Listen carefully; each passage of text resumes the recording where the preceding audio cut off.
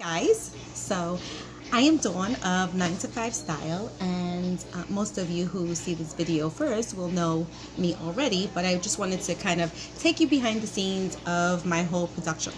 And I'm in my pajamas just because, you know, ain't nobody got time for that. But actually I'm headed off to out the house in a little while, but I kind of wanted to share. Yeah, I did a little, a few little curls and stuff to my hair so I wouldn't scare everybody.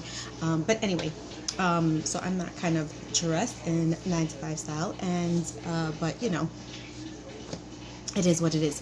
So I wanted to share a little behind the scenes of how I maintain my home-based business. Yes, my 9 to 5 Style, www.9to5style website is a home-based business, and I started it just because I have a love affair with shopping for bargains and stuff, and a lot of people like the things that I buy, and so I get to share it with the world, so to speak. I'm not international yet, but I'm working on it.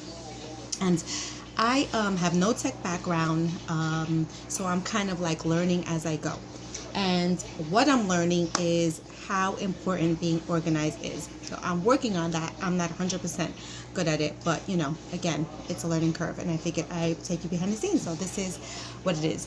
So first of all, just a quick little background as to, or rather, I'm sorry, a little inside scoop as to how I maintain my inventory. And I have a guest bedroom in my house, and as I started accumulating things, I needed more space.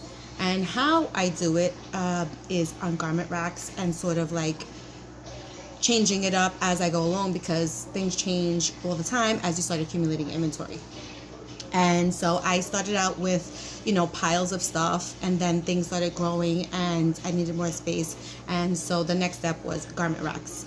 And I went on Craigslist and I purchased my garment racks, and then as I went along, I need hangers for it, and so the dry cleaner hangers that we had lying around the house was just like not gonna work. And that wire hanger scene, no wire hangers, is just like, I get it now. It's just like they're in the way, they kind of bunch on top of each other, the clothes slide off. It's just really annoying.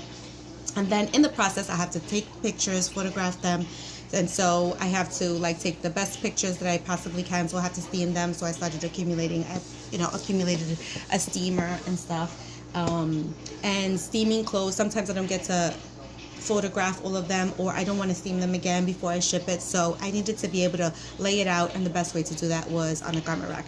So I then started realizing that I needed to have nicer hangers, slimmer hangers, the slim hangers, so that way I can maximize the amount of things I would add to my garment rack, clothing I would hang on the garment rack.